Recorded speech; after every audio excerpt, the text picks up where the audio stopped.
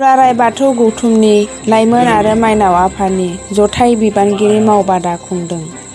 उदालगुरि जिल्लानि सिङाव थानाय खाग्राबारि बाथौ आश्रम थानसालियाव दिनैनिफ्राय साननैनि हाबाफारि लाना दुलाराय बाथौ गौथुमनि लाइमोन आरो माइनाव आफादनि जथायै बिबानगिरि मावबादा खुंदों।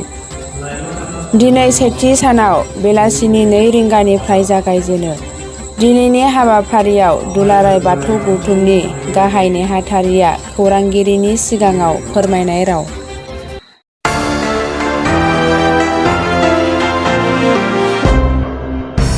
सिङाव थानाय बे खाग्राबारि बाथौ थानसालियाव नुबाय जोङो लाइमोन आरो माइनाव आफादनि सेमिनार जादों। बेहाय नोंथाङा जिहेतु दैदेनगिरि हिसाबै मा बुंनो?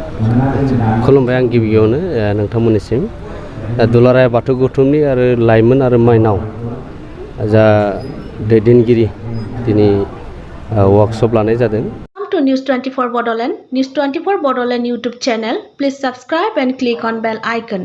Thanks.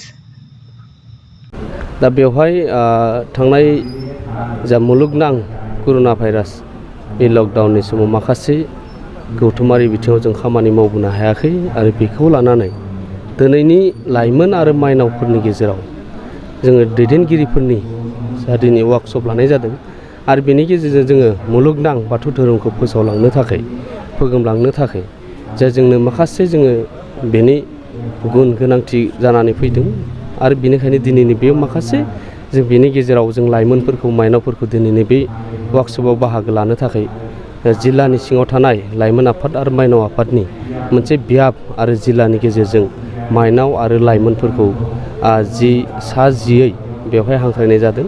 जों अल आसामनि गेजेराव 26 जिल्लाफोर दङ आरो आसामनि बायजोनिफ्रायबो बेवहाय बाहागो लाफैदों आरो बे बाथौ धोरोमखौ मुलुगनां खालामनो थाखाय दिनैनि बे दैदेनगिरिनि वर्कशपखौ लानाय जादों।